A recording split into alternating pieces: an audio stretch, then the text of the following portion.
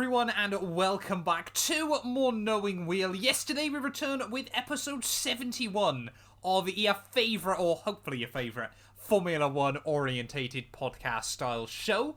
Today, of course, we are joined as always by Jamie183. How are we doing, mate? Of course, I'm back good. from Spa. Yeah, fresh Jamie off the back of my travels to Belgium this weekend, which was very good fun. Yeah, it's currently Tuesday as you watch this. I got back into where I live in Manchester and literally last night. Jamie, it's Wednesday as they watch this. Yeah, sorry, we've broken the fourth wall already. About a minute in, so that's good. But yeah, I had a very good time. The travel back was quite long, but yeah, we've made it, and we're here to record the podcast for you. We certainly are, yes. I want you, just as the show goes on, to sprinkle in anecdotes and stories from your time at Spa-Francorchamps. But as always, of course, if you are interested in, if you're watching this on YouTube, wave hello to the camera, Jamie, for me. There will be links down below, of course. Check out Bybit. It's on my chair, it's on me top, everything like that.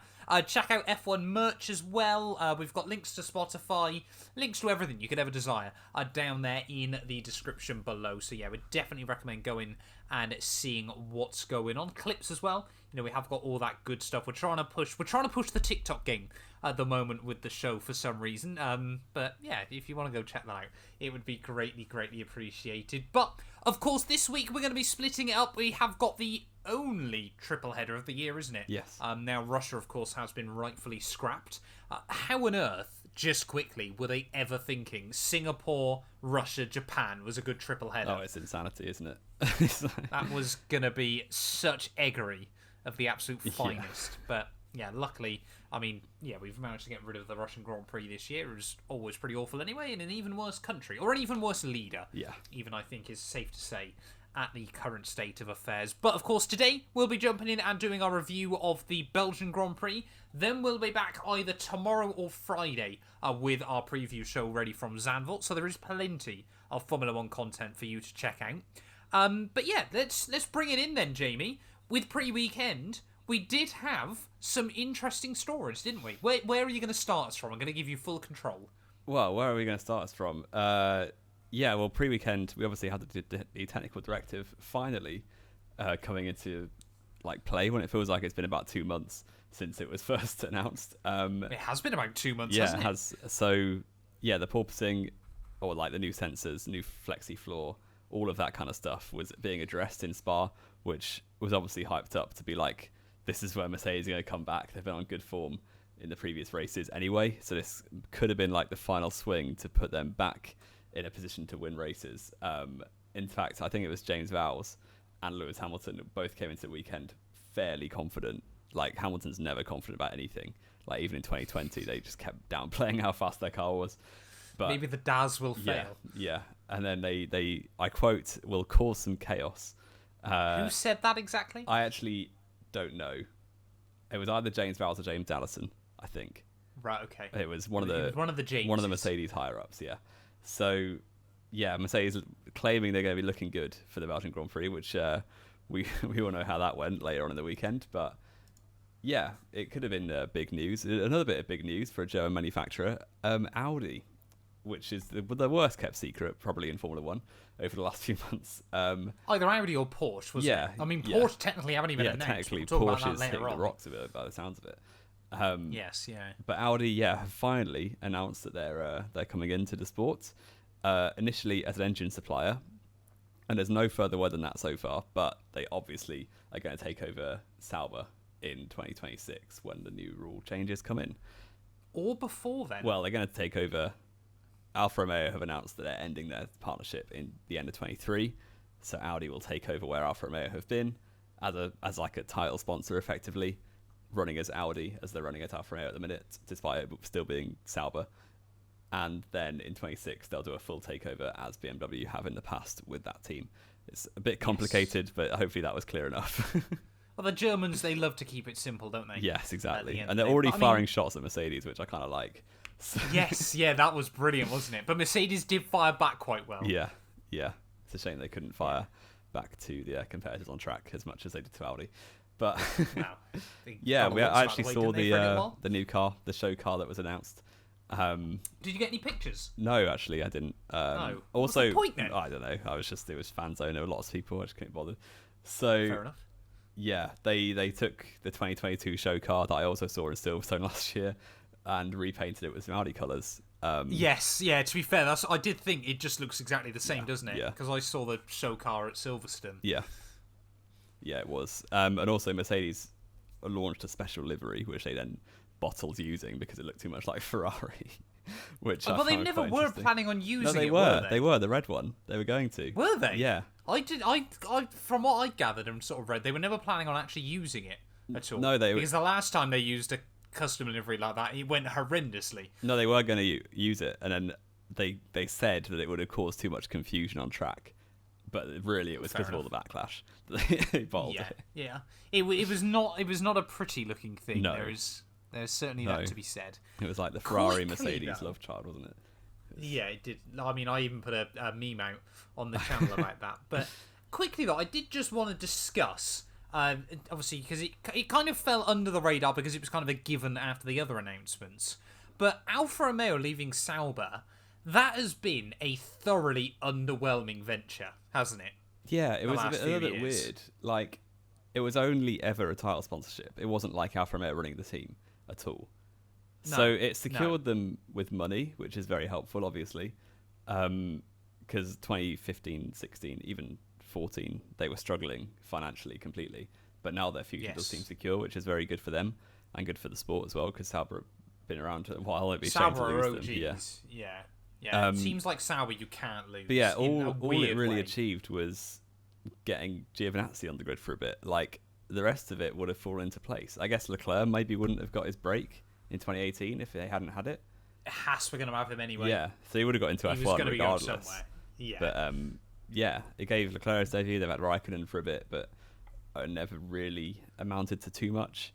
Obviously, the biggest achievement's been bringing Zhou Guanyu into the sport this year. Oh, of course. Of course. Yeah, they've obviously no podiums as a team. That could potentially could get one this year or next year, but it's looking unlikely. And yeah, they're going to be leaving the sport having not really ever achieved what they did in the 50s, obviously, but no, they were never really going to with that team, you don't think? No, exactly. But it's just a bit weird, isn't it? Because there's even things like Alfa Romeo, you always got the sense they kind of only half jumped in anyway with them. For example, obviously all the Formula 1 teams, their esports teams were the same, apart from it was still Sauber esports. Yeah. Alfa Romeo, explicitly from what I've sort of heard, they wanted no involvement with the esports side of things. Yeah. And they were like, no, it's Sauber's, we don't want anything to do with that. Yeah. Which obviously Ferrari were first time round. Yeah, it seems very much like a business opportunity rather than like to get the Alfa Romeo name on the grid was the only real reason they wanted to do it. They didn't really But they wanted nothing else. Yeah. No. Yeah. It was very, very strange, wasn't it?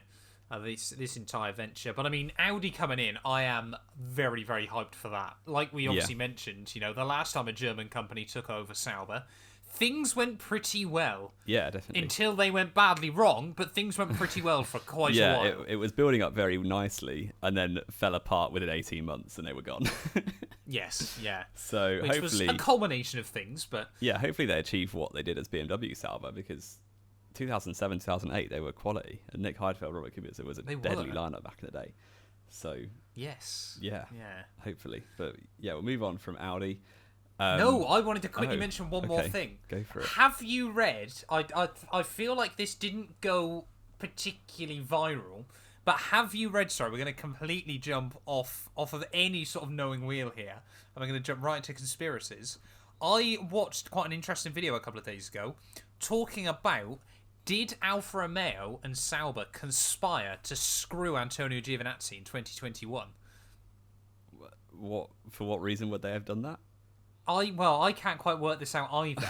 But there was an interesting video that explained how he lost probably about 25 points over the course of last year. Because the big one that I think a lot of people forget is Giovinazzi could have quite rightly won the Hungarian Grand Prix last year. Really?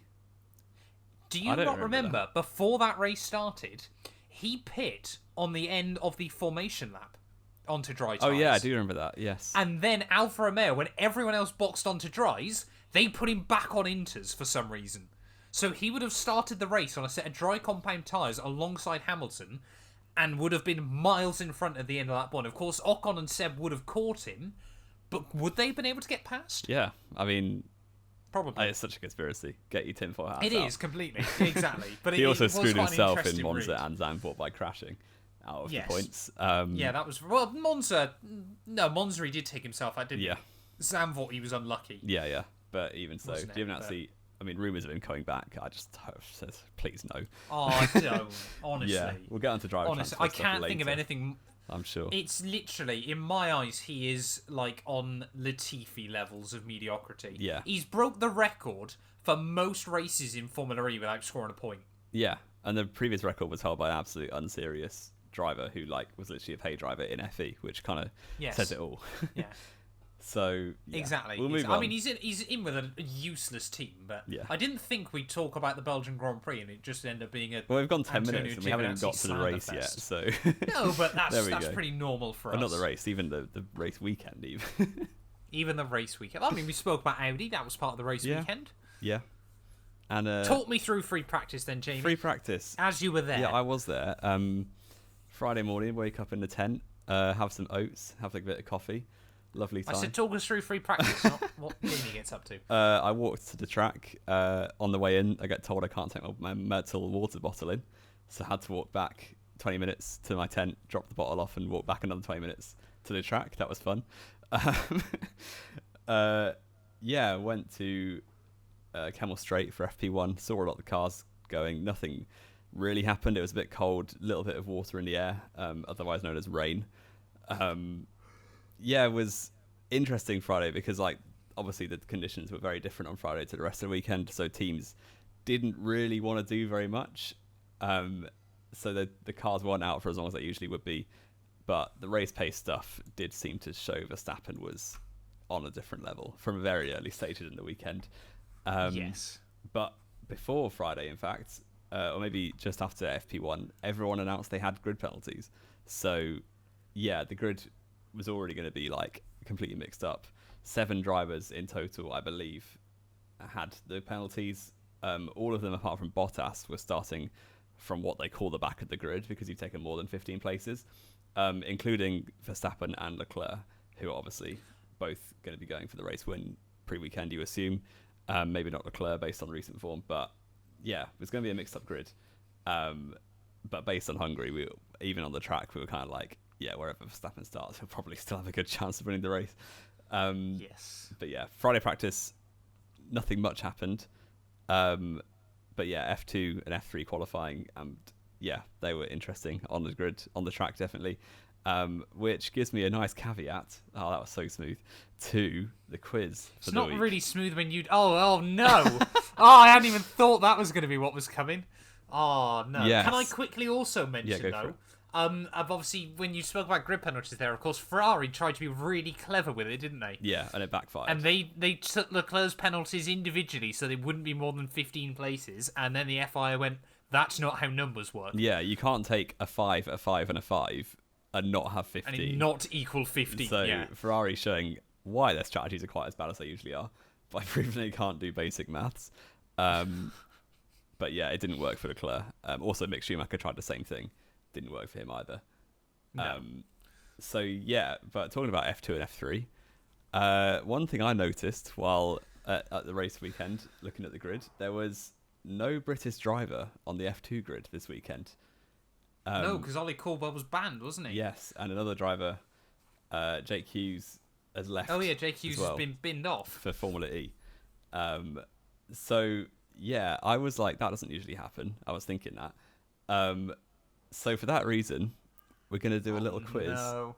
Since Formula 2 inaugurated in 2017 as Formula 2, there have been 10 British drivers. Oh in total. No! I'm never going to You are going to have 1 minute. But Jamie, I haven't really watched Formula 2 until this year. Well, you can get. I mean, I can get a few. Yeah, right. We'll try. So you're going to have 1 minute to name all 10 of them. My timer's set for an hour and 50 minutes for some reason. I'm going to need an hour and 50 brilliant. minutes. There we go. So we're going to go in 3, 2, 1, and go. And we're off. Caldwell, Yes. Obviously, the other guy we just mentioned. What's his name? Not Tailport Chair. Jake Hughes. Yes. Lando Norris. George Russell. Yes, both of those. Albon doesn't count, I take it. No, he's tied. No, okay. Which other British mediocrity have been in Formula 2 over the last few years? Oh, no. I'm trying to think. Left. Oh, Callum Ilott. He was good. Was there another one? No, I'm thinking of Marcus Ericsson. He wasn't. No, not Marcus Ericsson. I'm thinking of Christian Lundgaard. Who else? Who else has been in Formula 2? You got 5 left and you got 20 seconds. I mean, if you wind back the clock, you could make a case for Raggers still being British. How? Well, back when England was apparently great and victorious. Oh, brilliant. You could do that for all the drivers. You can make that claim that half the drivers on the grid, were British. I've just ruined all my time. You got 5 seconds. I mean, I'm impressed I got 5. Yeah, give me just 1 second to wrap my brain when I'm not under pressure. I completely get they don't count anymore. I'm just trying to think of any. Is there any else I should get? Bearing in mind, like I said, I haven't been able to watch F2 in the past. Actually, I've got one of them down twice. There were actually only 9. Oh, there were only 9, so I got more than half then. So you got 5 out of 9. You should have got at least 2 more, but the other 2 are quite hard. Okay. So, did they all race full time? Yes, I believe so. Can you give me the year they raced? So I really do want to just see if I can get these. One was 2020 and 21, I think. But definitely 2020. Oh, Dan Ticktum, of course. One was very regular early day, like 17 to 19, I think he was. Made an appearance in Formula 1. I'll give it away. So, no bells being rung. Give me a second. And obviously, it's not Jolyon Palmer. He was already in F1 by then. Yeah. He did make an appearance in Formula 1. Yeah. This is horrendous. I can't remember. Very poor wheel knowledge from Matt here. It is. Which other British drivers come into Formula 1 recently? No, because there was only Leclerc that came. What year did he race in F1? 2020.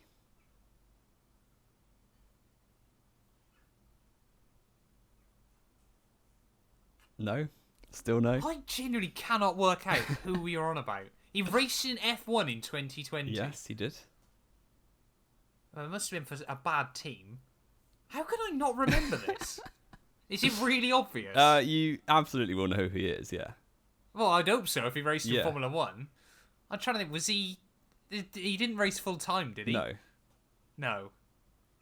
But he did race. Yep. And he was British. Yep. I'll give you the other 2 while you think of this one, because you won't get. If you can't get this one, you won't get the other 2. Okay. Which are Ollie Rowland, who was in 2017. Oh, and Jordan King, who was also early days. Yeah, no, because he commentates on F2 now. Yeah, he does. How can I not get a British driver that raced in F1 in 2020?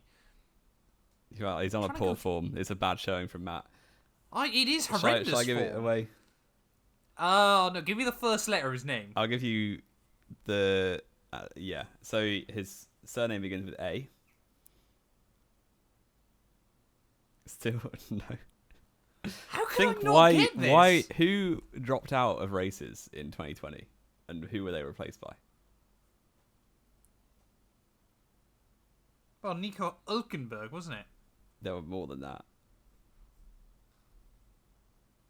How am I not getting this? Oh, Aitken. Yes, there you go. Yes, of course. Yeah, but I mean, his one F1 appearance just screwed George Russell, didn't it? Yeah, it did. He had nothing else to he know did that make weekend. an F1 appearance. I'd completely forgot, because obviously, Fittipaldi raced. Fittipaldi's raced in F1, hasn't he? Yeah. How would I genuinely completely that was forgot very poor about that from Matt. Yeah. It was horrendous. Awful wheel knowledge. Shall we actually move on to qualifying? I think this is the furthest. Please, desperately, so I can forget the furthest that. we've got into a podcast before mentioning any relevant F1. I can't there get we over go. that. Yeah, all of the grid penalties, as we said, made qualifying probably the most irrelevant session in quite a long time. Yes, since like Monza a couple of years ago. Yeah, it turned out that nobody started the race in the position they qualified. No. But no one thing that did save us from a complete farce, at least, was because there were so many people all starting from the back of the grid, or supposedly the back of the grid, they had to qualify like to They still out had each to other. out-qualify It was almost each like an other, A class and a B class between the drivers with no penalties and the drivers with penalties. So at least everyone still tried, and obviously with the tire change, or like you can change tires now between Q3 and the race, there's no reason to not try, basically, which was quite good. Well, actually, Jamie, if you remember correctly, you always change tyres between Q3 and the race, because you actually start on the Q2 tyres. Yes, thank you for that. You remember who Jack Aitken is? Now you think you can pull up me on anything. Well, yeah, I know. But then again, in one of my... I think the video that's still got the most views on my channel, I accidentally called him Alex Aitken. Brilliant. And I still get comments to this day going, who's Alex Aitken? Yeah. Well, didn't you call Alex Albon something different for ages as well? I'd probably called him Jack Albon. Jack Albon, yeah. To be fair. Yeah. It's horrendous wheel knowledge from your boy. Just a massive Aitken hater, really, aren't you? I mean, I'm not a fan of him particularly as a driver. Fair play. I've never if you're warmed watching to this, him, Jack have Aitken, you? I'm sorry. Yeah, I apologise, Jack. You know, we'll have you on in no time. If you want to come on the show and replace me, if you want to come on the show, I won't be there. Yeah, any Formula One drivers watching, we're always welcome for guests. So please let us know. Yeah, hit me up with your personal. Or just follow me on Twitter. I might follow you back. We'll wait and see. Yes. So Q1 happened because Q1 did happen. It did happen. Yes. Not much actually happened in Q1, and because of all the grid penalties, every driver in Q1 who was out all moved up places, other than Yuki Tsunoda, who was going to start from the pit lane anyway. So yeah, he wasn't at the time. No, he wasn't actually, but he qualified 19th, and started from the pit lane in the end. Everyone else who was out, which were Vettel, Latifi, and Magnussen, occupied P10, 11, and 12 on the grid, despite going out in Q1. Bottas had only a 10-place penalty, so was going to be 13th, regardless of everything, because everyone else had proper back of the grid. He was only 10 places. Unless he put it inside the top 3 on the grid. yeah, that's true. So he didn't bother trying. First Q1 elimination since Monaco 2015, which, it's quite a streak. Yeah. Mad, isn't it? But I mean, really, when we talk about qualifying, there probably are only two things to discuss, isn't it? Yeah. Alex Albon was rapid down the straights. Yeah. And Max Verstappen was just in another league everywhere. Yeah. So that was kind of it, really. The rest of it was as expected, almost. Ricardo going out in Q2 was a bit of a surprise, but then it was Ricardo. Expected. Exactly. Albon's first Q3. Everyone on the grid has now got a Q3 appearance this season as well, which is quite cool. First time since... Oh dear. Every full-time driver has made it into Q3 for the first time in a single season since, Jamie? This is hard. This must be a long time ago. 2015? No, Manor. Oh dear. You think Manor would have made it into Q3? I was like, when was the last time we had it? No. Oh, actually, that year... No, it was 2016 Sauber was egg, wasn't it? What year was it? Because every year seems to have a back marker, doesn't it? 2009. I was going to say 09, but I thought... Yeah, 2009. Yeah, surely one of the Toro Rossos didn't. But no, everyone made it into Q3 at least once in 09. Every full-time driver. Obviously, yeah. Because there were tons of replacement drivers. Yes, there was like 25 drivers that 28, year. 28, I think that was. Was it 28? Are you sure I'm thinking of 2010? Oh, maybe it is 2010. Yeah, 25 sounds about right. Because obviously Alguersuari, Grosjean, Badoer, or rinsing them off, hang on. Basically every team changed drivers mid-season apart from like 2 or 3. Yeah. Yeah, but Albon made it into Q3 anyway. First time hit for him this season. First time for Williams since Latifi did it somehow. So I still don't know how that happened. That still was bizarre. Verstappen put it on pole on the first runs in Q3. But he only did one run in each qualifying session, and he was still 6/10 clear of anyone. So he watched his pole position, or like Pirelli, he got the award for it. So fastest qualifier award. He watched that be confirmed from the garage, a la Sebastian Vettel in 2013. Yes, Singapore, wasn't it? Yeah. Yeah, fastest by 6/10, which on one run, which is just ridiculous. Another thing that happened is... sorry, quickly. Oh, go on. Quickly, can I just add? Leclerc, 2019, actually outqualified the rest of the field by more. He did, yeah. Leclerc was... I think the gap for Leclerc was bigger on Saturday than he won the race by. Yeah. It was 0.89 something, 0.898 in qualifying over Vettel. I thought it was 7, I thought. Yeah, even so, it was a lot right. over Vettel. Obviously, the Ferrari was horrendously illegal. Nice engine, yeah. They dropped like 8/10s on Mercedes in Sector 1, which is one corner. But yeah, Verstappen pole. Talking of Ferrari, they accidentally put Leclerc on the wrong set of tyres, which We saw that happen in Hungary in the race, but it hasn't happened in qualifying yet. But yeah, they were meaning to save his new set of soft tyres that he gets for Q3. They were hoping to use them in the race, or save them for the race at least. But they accidentally put them on his car in qualifying, despite him basically being confirmed to be qualifying second off the back of the grid people, because he wasn't ever going to beat Verstappen, and he could have out-qualified the rest of them on his used softs from Q2, which they were meant to be using. I mean, Ferrari. I mean, to be fair, they did use the slipstream quite well at Spa. They did. Yeah, they did. But they've always been quite good at that. Just, so used to having number 2 drivers that, they basically spent 5 years making Barrichello just doing Schumacher everywhere, all the time. Yeah. Did it for most of the race in Austria 2002 as well.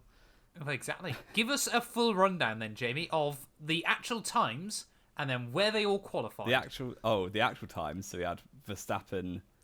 Oh dear. It was Verstappen, Sainz, Perez. You've tested me here. This is awful. I thought you honestly had it up, to be honest. No, this wasn't meant to be a test. I'm loading it very fast. Qualifying, here we go. So it's Verstappen, Sainz, Perez, Leclerc, top 4. Yeah. Ocon, Alonso, Hamilton, Russell, Albon, Norris was the qualifying order.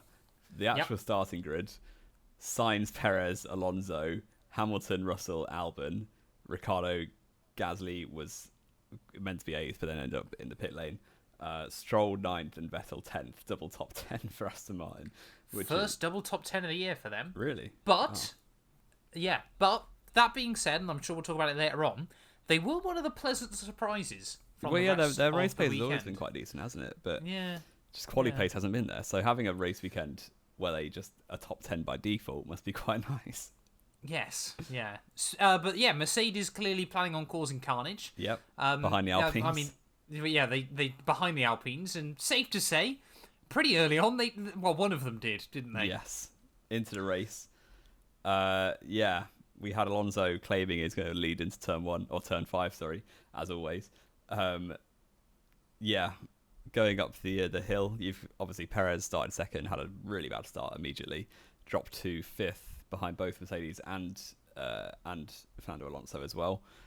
Up the hill, you've got Sainz leading quite comfortably, and then Alonso and Hamilton, the 2 champions, going side by side. It didn't go particularly well for Lewis Hamilton, who, unfortunately for him, squeezed Alonso a bit too hard onto the curb on the inside of Les Combes and launched himself into the air, giving Alonso a very bit of minor damage that wasn't picked up until about lap 43 by the cameras. So he didn't get a black and orange flag for it. But if it was Kevin Magnussen, he definitely would have done. Yeah. Lewis Hamilton, his first 100% definite self-inflicted DNF. No, first self-inflicted DNF since Spa 2011, I would say. Really? He had there's a few arguable ones. Yeah, there's been a couple of ones that are 50. Well, some of them weren't really 50-50, but others were. But his first non-reliability, non-Verstappen-related DNF since Spain 2016. Sorry. Yeah, mad. Pretty mad. His streak has been very good. Exactly. Which, to be fair, and I mean, let's just mention it quickly then, Jamie, as we're discussing it. Alonso's comments, obviously, very, very much, heat of the moment. Yeah. Everything, emotions are high, things like that. But it's still very, very clear, isn't it? Alonso is... salty is the wrong word. But still, there is a lot of anger between Alonso and Hamilton, mainly facing one way. I think it's safe to say Hamilton probably gets free accommodation in Fernando's head, living rent-free there. Would you agree? Is that a fair assessment? Alonso definitely thinks about Hamilton a lot more than Hamilton thinks about Alonso. That's definite. Yeah. And I think Alonso has always felt like he's not had the career he quite should have done, or the success he should have done. So towards drivers like Vettel and Hamilton, who he decrees as getting the fastest car quite a lot in his career, he's got that little bit of bitterness. We bring it up quite a lot, but when 2013 Vettel was getting his 4th championship really easily, Alonso was like, he shouldn't be having 4, basically. Yeah. But yeah, he has been unlucky in his career, obviously, Alonso. But it's been a lot of self-inflicted bad luck as well. Like, he's burned a lot of bridges. Alonso's ego is his greatest downfall in Formula One. If he didn't have the ego he had, easily at least another world championship there, you'd imagine. Yeah, maybe a couple more, definitely. But I mean, this one Hamilton wasn't on beat him as a rookie. Tied. But yeah. I think he finished ahead of him in the championship, and I think that was sort of where it stemmed from, wasn't it? Because before, I think Alonso genuinely never expected Lewis to be anywhere near him in 07. Well, he went to that team to be number one, and that's what he said in his contract. Yeah. But he went to that team to be number one, and if I remember correctly, he told Ron Dennis, if you want to win the Constructors' Championship, why are you bringing this kid in? Really? I didn't know that. Alonso never expected Hamilton to be anywhere in 07. No. And of course, the fallout is quite well documented, obviously. Yes, I did see one more brilliant tweet quickly as well of someone saying Hamilton can't race wheel. Obviously, Alonso saying Hamilton can't race wheel to wheel, and someone literally pointing back, obviously, to Hamilton's very first race when we went round the outside of Alonso at turn 1. Yeah, which did make me chuckle. Very good. But I mean, Hamilton's fault. It does amuse me. Obviously, heat at the moment, we can't analyse the comments too much. But Alonso saying he only knows how to race from the front. They were battling for second place. It's like, this is the front. It's like, well, exactly. Yeah. I was on Hamilton. Alonso was the innocent party here. Obviously, it didn't affect Alonso too much. Could have backed out, but I'm not saying he should have. But he would have had to jump the curb. It would have been quite hard to back out.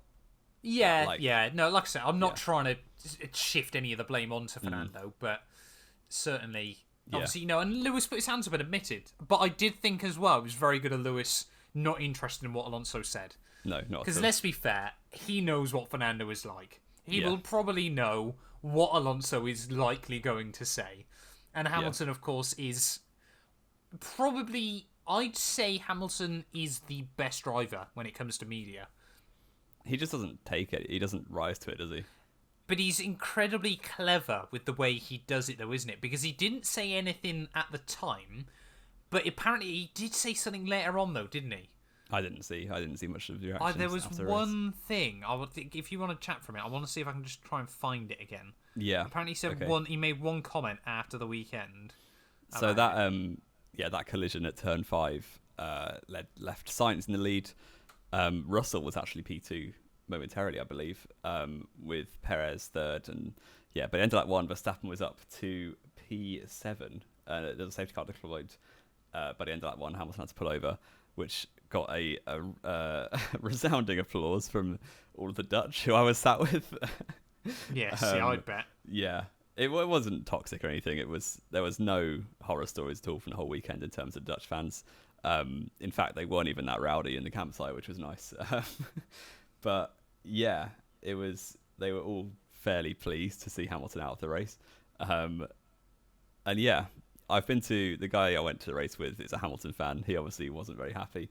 But this time last year, I went to Silverstone with him, and Verstappen was out on lap 1, and Hamilton won. So, swings and roundabouts. But yeah, safety car deployed. Verstappen's up to P7. Leclerc had to pit under the safety car, which was unfortunate for him because of a tear-off from Lance Stroll's car. People thought it was Verstappen. Apparently it was Stroll. Going into his brake duct, which is typical bad luck because Leclerc was actually up to 9th, just behind Verstappen. Verstappen actually rinsed him around the outside of no-name corner on lap 1, which I'm surprised didn't get more coverage since they're meant to be battling for the title. But yeah, unfortunate for Leclerc to have that tear off in his brake duct. Had to pit, kind of ruined his strategy. Didn't really have much pace from there on, and ended up having a bit of a disaster in terms of, well, not that it matters anymore, but points lost to Verstappen were quite big in the end of the race. Have you found this quote? Just to quickly interject, I haven't been able to find the quote, but literally about 2 minutes before we started recording this podcast, Hamilton's posted on Instagram. He just posted a few pictures, and the last one is a Mercedes signed cap with the message "To Fernando" written on it. Oh no! I need to go find this real quick. So he's gonna go give Fernando a signed hat for his troubles. Brilliant! I'm sure I'll appreciate that. I'm sure, if knowing Fernando, that'll be straight in the bin. Nah, and you know what? They're on quite good like terms when they're not in the car, aren't they? I don't know. That's a very good question. I'm not convinced they are. Well, in the future they'll be pals, I reckon. Like once they've both stopped racing and made amends. Do you think Alonso's one to sort of get over these things? It's been 15 years, Jamie. I don't think it's quite as overblown as people make it. Alonso holds grudges. Yeah, He is a very, very salty man. Remember when Oscar Piastri tweeted out and all he put on his Instagram story was him doing the thumbs up? That was hilarious. Like he knew nothing was going on. I love Alonso. I don't want him to leave. Oh, don't give me that. He's got to go. Oh, he's got to go. Give me at at least point. 2 or 3 more years. Well, he's got a 3-year contract. Really? He's around forever. Oh, yeah. I feel like at this point, Shall not because of what happened at this weekend. But no, Alonso, just call it a day, man. Honestly. Yeah, he's got 3 years of stat padding versus Stroll now, anyway. So pretty much, yeah. There we go. Stat padding his bank account. Yeah. Moving on to the restart. It was fairly uneventful, the restart. Verstappen just very, very quickly made up positions. It was just one a lap, wasn't it? Sainz was leading, but never really broke away from Perez or Russell. Verstappen was just rinsing through the pack. One at bus stop, one at Les Combes. Yeah, it was insane, the rate of progress. I think we all expected it. I did like that Alonso made sure to lift off and basically wave him through versus when he raced the other champion on the grid, just doing everything he can to defend against Hamilton. I guess he knows where his battles are, but also he does seem to like Verstappen a lot more than Hamilton. Yes, yeah. Verstappen was very quickly up to P3, and by that point, Perez and Sainz both pit fairly early. I think lap 12, Sainz came into pits despite starting on mediums, and Verstappen was on soft. So, yeah, Sainz pitting early for a new set of mediums, came out behind one of the McLarens, I want to say. Do you remember who it was? Ricciardo. Yeah, and then that cost him maybe half a lap of pace trying to get past Ricciardo. But 5 laps later, Verstappen just doing laps on his own in the lead. Pit came out behind Perez and Sainz, caught very quickly. Obviously, Perez was waved out the way. Actually, 1 lap later than he should have been, because the first lap, I think Verstappen thought he was going to get through, and then Perez kind of didn't let him through into Les Combes as he thought he would. But 1 lap later, team orders, I think, came out, or maybe just Verstappen was close enough to make it a move easily. Yeah, he just got rounded. I think, obviously, Sergio Perez knew what was going on. Yeah. There was no point for him either, and then, to be fair. Very quickly, Verstappen keeps on closing on Sainz, and lap 18, he took the lead right in front of me, where we were stood, which was cool. Just never really looked back. So in less than half the race, he'd gone from 13th, because Gasly didn't start the race, up into P1, a net P1. In under half distance. I wish they'd have started him from the pit lane just for a laugh, because he still would have won. I mean, this is the thing, isn't it? Like, genuinely, they probably won't try it, of course, but you sort of think, if they've got a car that's this quick, Monza, Verstappen could genuinely do something that has never been done in F1 before. Yeah. And that is start a race from dead last and win. Because John Watson, obviously, other drivers have ended up in last place and still won races before, but no one has started in the very last grid slot and won a Grand Prix in F1. No, I think John Watson's lowest one from 22nd. John Watson won from 22nd, but that was a 23 car field, wasn't it? It might really have been more than that. That's insane. I think it was 23. What year was it? I have no idea. I was going to say I want to say 1982. Let me have a look. But this race he could have started from the pit lane and definitely still won. I don't expect it was 1983 Long Beach. 22 out of 28 he started. Oh, 28, sorry. Yeah. Verstappen could have won the race from anywhere. He could have started with a 20-second penalty and still won the race. I think he was just on a different level this weekend. I think the circuit definitely suited the car. Absolutely, the straight line speed of it is insane. Yes. So when we get to tracks that are a bit more similar to Hungary, I think the Ferrari will be fairly level still. So at Zandvoort, for instance, I think Ferrari should have the edge there in terms of pace. brave. Yeah, but it's also Verstappen's home race, so he's going to have the extra half a second, as Nigel Mansell used to say. Yep. Yeah, we'll have to wait and see about that. I mean, Ferrari have come out and said, haven't they, after the race weekend, that they do believe that that Red Bull now are much quicker than them down the straights and still able to match them in the corners. Yeah. Which would not bode well. Exactly. I mean, Adrian Newey, let's be fair, everyone always says it about any Formula 1 driver, don't they? Hamilton, it's the car. He's been able to win 7 world titles because of the car. Best drivers get best cars. Simple as that. Max Verstappen certainly deserves a car like that Red Bull. Absolutely, yeah. Adrian Newey is just a wizard. Yeah, he's a genius. You can't argue against it. Adrian Newey is just built... He sees the world in a different way. Yeah. And is able just to find a way to make things happen with air that no one else can. Yeah. Yeah, definitely. And when you kind of pull those things together... I mean, we could genuinely get 2013 Seb second half of the season vibes, couldn't we? Well, yeah, I've just had a look. He's been responsible for 11 Drivers' Championships and 10 Constructors' Championships. I think he is the most successful person ever in Formula 1. Probably in terms of, I would imagine so. I guess technically a lot of the Mercedes people have won 16 now. But Adrian Newey's won 21. 17 even with the Brawn as well. So, but say if someone went from Ferrari to Brackley, which I don't know if anyone did, they could have more. But, a few did. Yeah, because if they were at Ferrari for early 2000s, then moved to Mercedes for 2010s, that would be insane. But Adrian Newey has single-handedly... we're discrediting the rest of the team, but he has been heavily influential in a lot of championships in his time. Yes, and it is just the fact everywhere he goes as well. Just with the dominates. Exception of McLaren, wasn't it? Even they won 98-99 with him. Yeah, he just joined, hadn't he? Yeah. Yeah, to be fair. But then, you got probably Williams should have a won load a of lot dominance. You got Red Bull a load of dominance with Sebastian Vettel. And now it looks like, obviously the first half of the season, I think Ferrari at least were level, potentially not had the edge over Red Bull. Yeah, they definitely had the edge on one lap pace, but it seemed like Red Bull just slightly had a bit more come Sunday. Yeah. And now this Red Bull is insane. It's about when he's going to win the championship now rather than if, which is very good news. His second world championship. He's going to become the 9th driver ever to successfully defend their first world title. Wow. Didn't know that.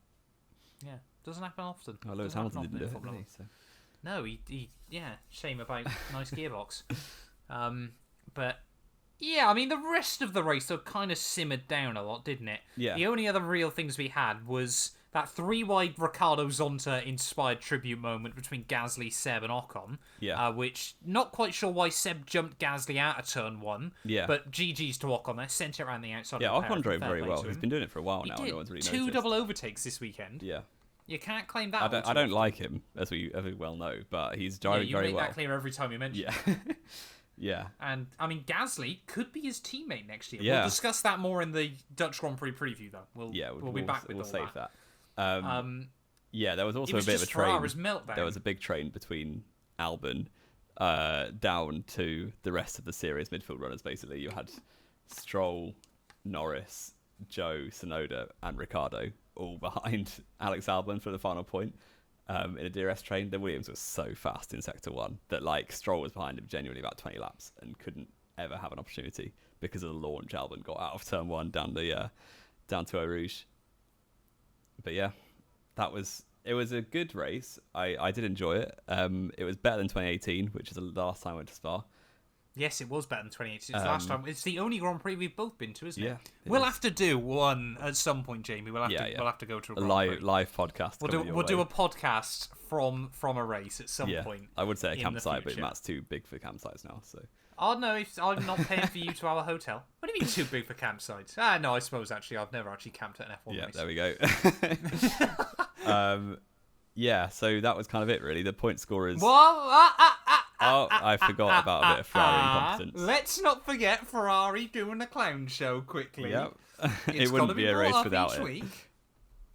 Yes. Talk me through it. Talk me through how did Ferrari do this again? It's a very well trodden path of a championship contender with nothing to fight for in the race, pitting late on for a fresh set of softs, or not fresh because they put him on in Q3 by mistake. Mercedes do it. Red Bull have done it in the past. Yeah. Surely Gasly did it when he was at Red Bull all the time. Yeah, surely a team with the experience in Formula 1 like Ferrari will not balls this up. Yeah. So, they pit Leclerc at the end of lap 43. No, He'd the end of lap 42, already told them he didn't want to pit. Yeah, they put him onto a fresh set of softs, drops him momentarily behind Alonso, which I'm sure they didn't expect. Don't worry, it's not a big deal. If anything, it probably helps him because he gets DRS for his attempt on the fastest lap. Yes. He does indeed overtake Alonso on lap 44 for the 5th place back, which is all he was anyway. He pit from 5th, he came out 6th, overtook Alonso back to 5th. No worries, nothing's going wrong yet. He then finishes the lap, and here's where it falls apart. Doesn't get a fastest lap by... He's 6/10 away from Verstappen's time. 6/10 away.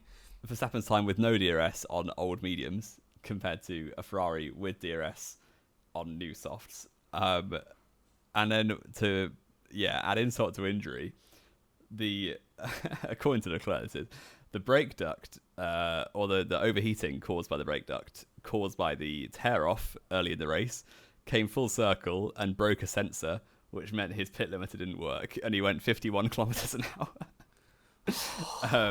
Or 51 miles an hour, sorry. And ended up speeding in the pit lane. 5-second penalty, dropped him behind Alonso, so he ended up finishing 6th. When, if he'd had not pitted, he would have just finished 5th and had no jeopardy. And it would have been an okay recovery considering where he was after the safety car. But no. Ferrari, ladies and gentlemen. I'm going to cheekily plug, actually. If you want to see Ferrari not always mess up their strats, follow my F1 Manager series as well here on the channel. But don't watch Monaco. Monaco did not go well. Oh, well, Ferrari going to be on the phone then, getting you a job. I might have finished 2 laps down with both cars at Monaco. Oh, dear. That's like 1970s stuff. It is, yeah. It rained a lot, and Charles Leclerc kept telling me he wanted to go back onto dries, and I listened to him, which was stupid. Oh, yeah. There we go. The less spoke about that, the better, I think, today. I think, though, there is still a few other little talking points, isn't there, from the Grand Prix that we kind of glossed over. One, of course, it seems like the technical directive, whether, again, we don't know whether it's a technical directive, we don't know whether Red Bull have just brought a lot of upgrades that have really worked.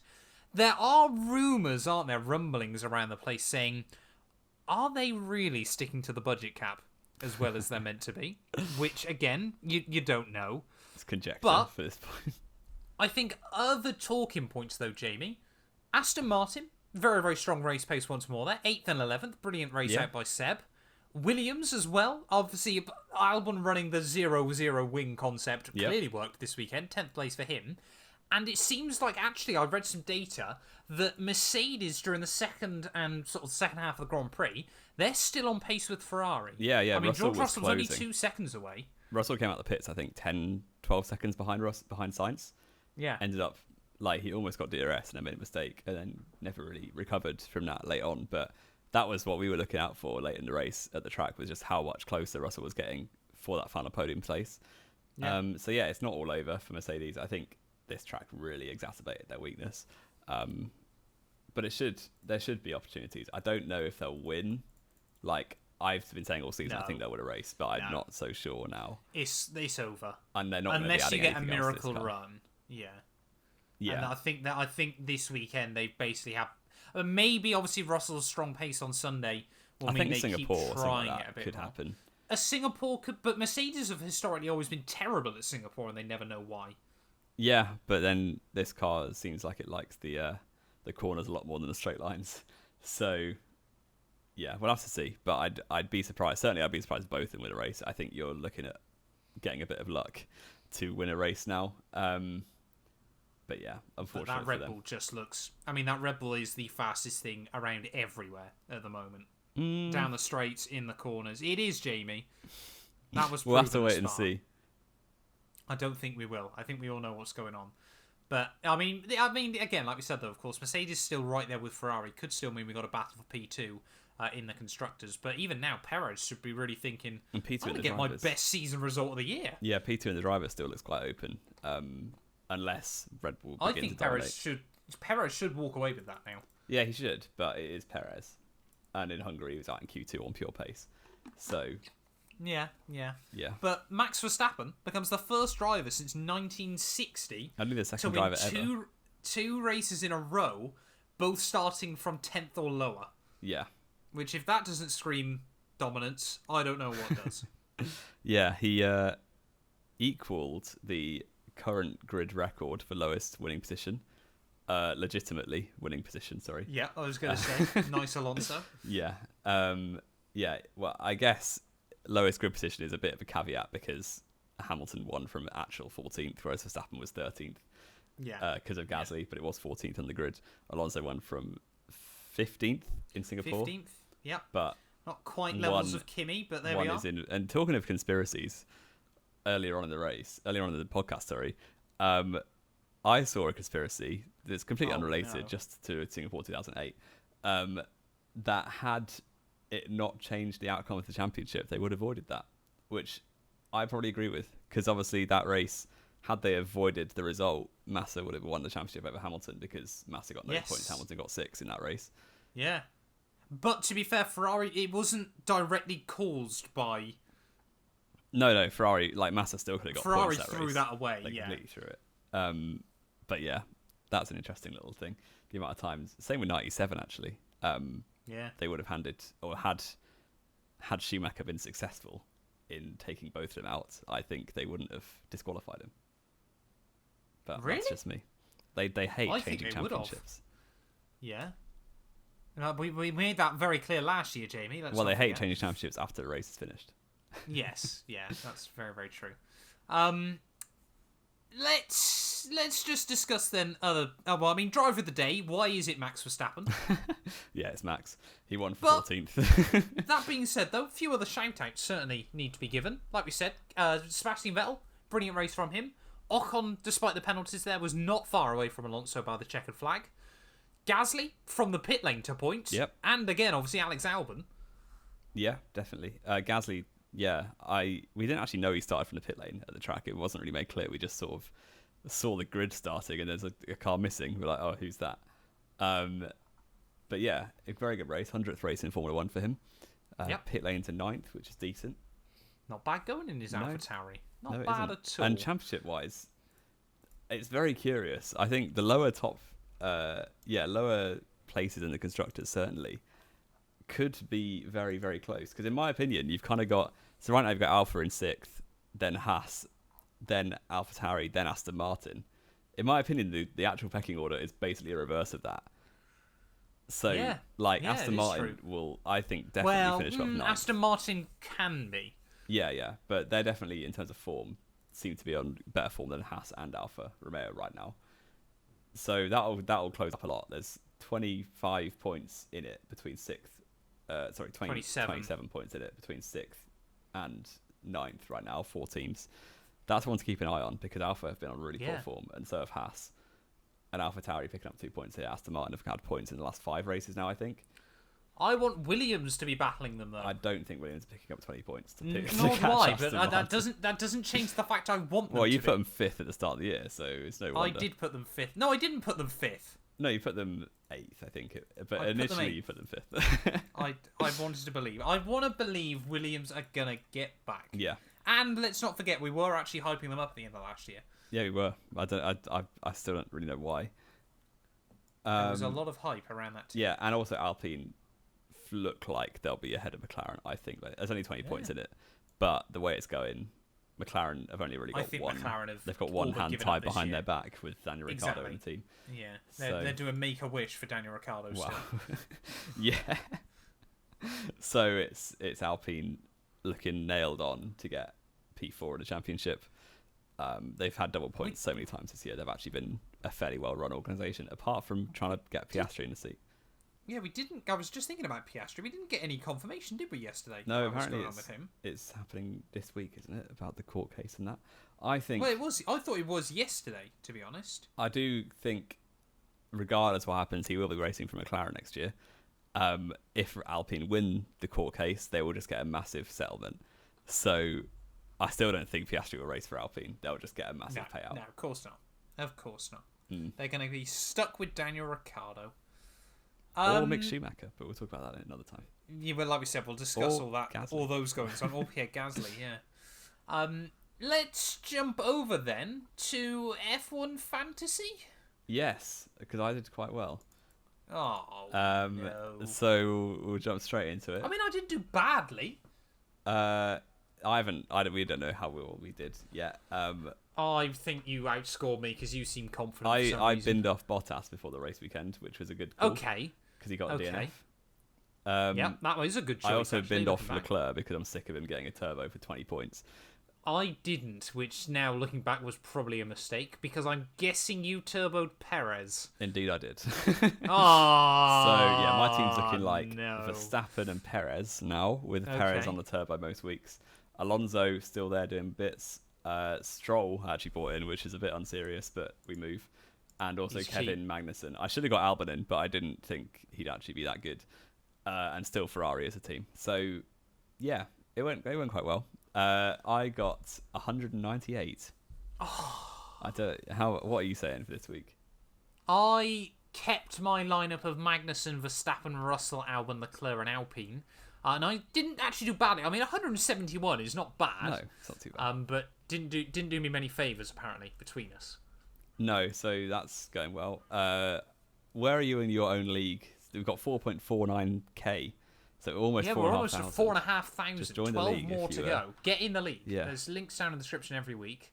Oh, excuse me. I am 653rd, which actually is still very respectable, I think. Yeah. I'm guessing you're about 200 places above me. I'm 309th. Wow. So, okay. So that's what, top 10%, which is pretty good. That's, about top 7%, isn't it? Yeah, I'll take that. It's very good. A round of applause for Jamie. Thank you. Fair play. Clearly, I mean, you're not quite some of our top drivers, which we'll talk about in just a moment. But what you do is you join the league for a sweepstake, and then you actually try, and it's actually not that hard. So... I'd be amazed. Sorry, remind me, is it 20 quid? I think it was 10, but I actually can't remember. But if 10 quid? If it's 20 you're dedicating this much time to £10. Yeah, of course. It might be 20. I actually can't remember. That might be. But is that going to be the only £10 you earn this year?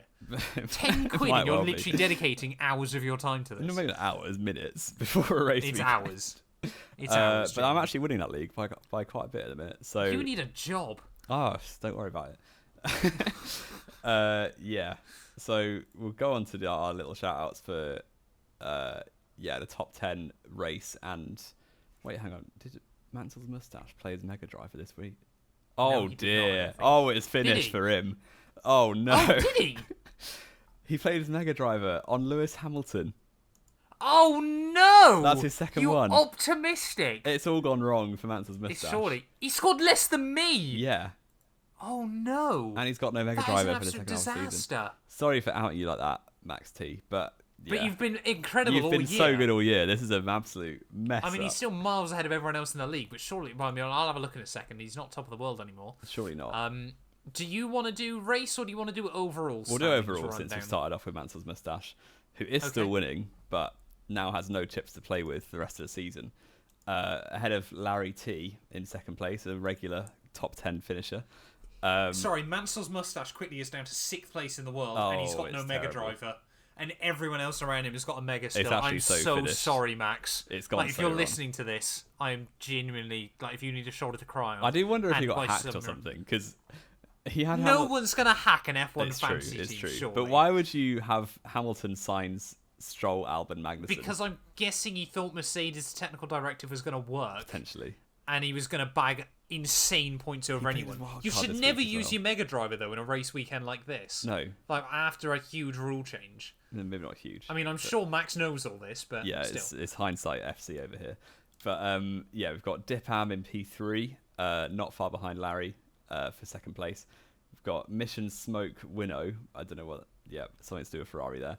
With Nihal in P4. It's basically just there to get people to smoke, isn't it? Yeah. Mission Smoke Win Now. To be fair, half the sponsors are still tobacco in F1. It's just no one actually cares.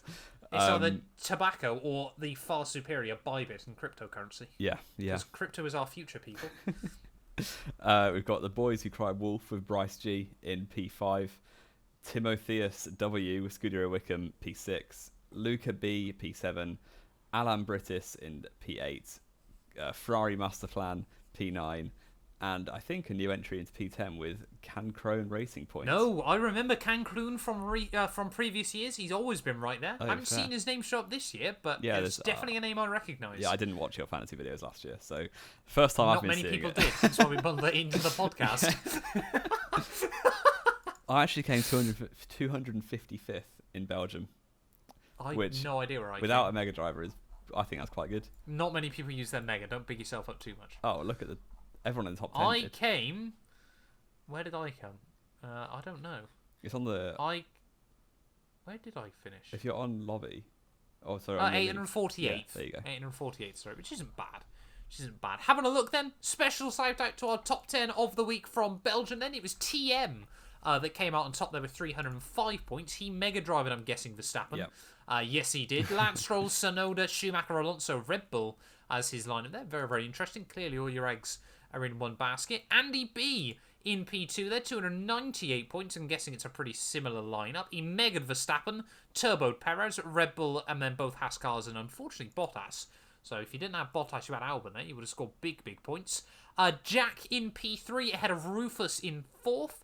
Kate with Squadra there in P5 ahead of Moa Carlos. Moa again actually getting 2 cars into the top 10. Not his first team though. That came 12th, but still a very, very good week.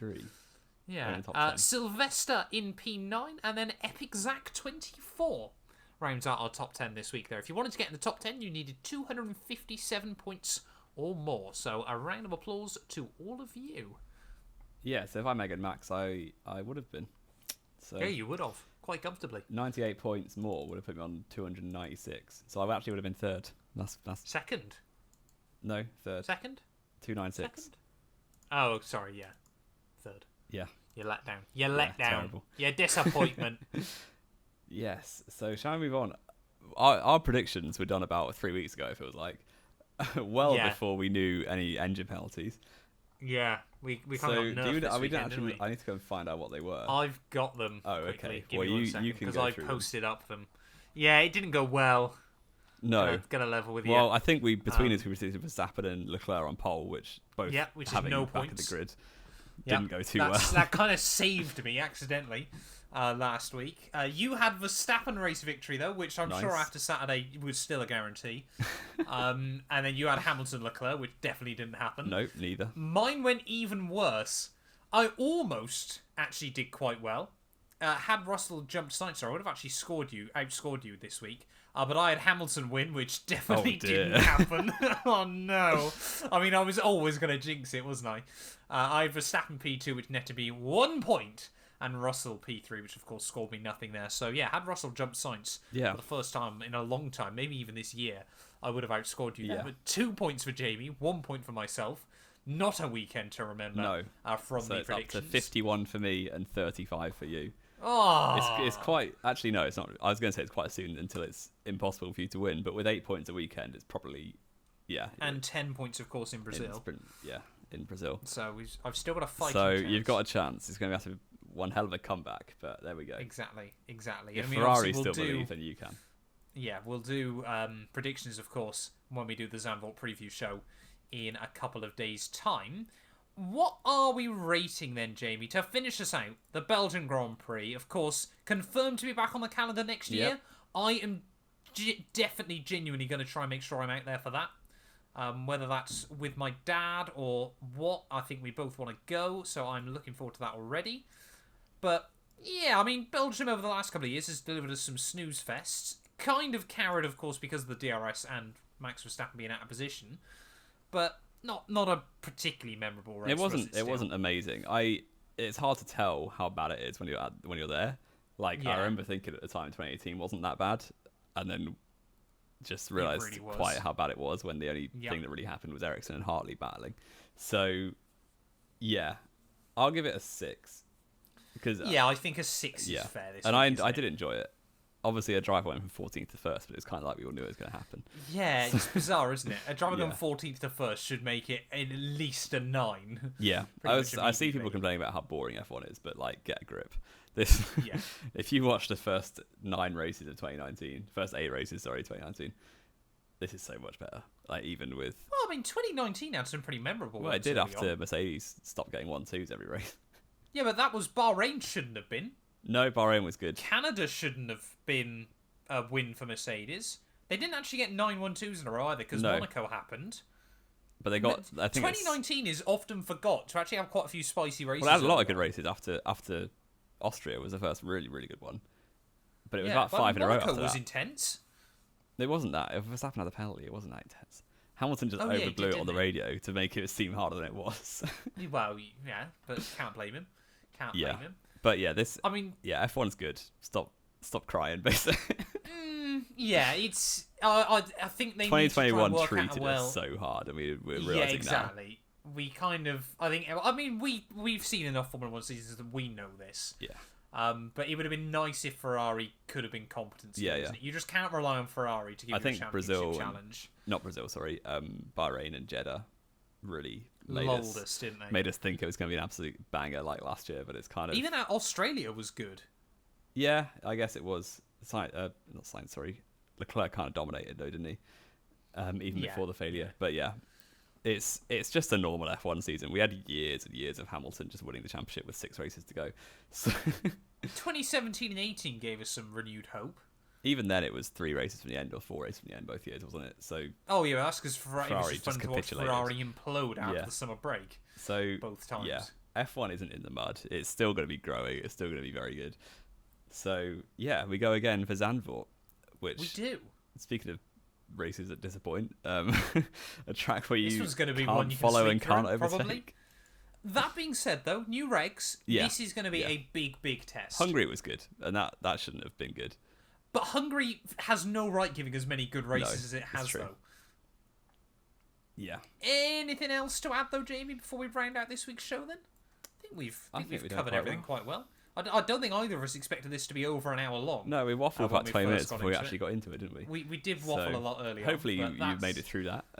Yes, that is knowing Wheel at the end of the day. Thank you all so much for listening. Like we said, Jamie, are you going to be back out at Zandvoort this weekend as our trackside reporter? Oh, absolutely not. That's me done for the year. Okay, fair enough. Fair enough. That's Jamie done for the year. But yeah, thank you all so much for listening as always. If you have enjoyed, please do make sure you leave a like and get yourself subscribed. Leave us a follow over on Spotify as well. And we will return in, a couple of days' time, ready to preview Zandvoort and discuss a few other goings-on in the world of Formula 1. Otherwise, this show would be about 3 weeks long.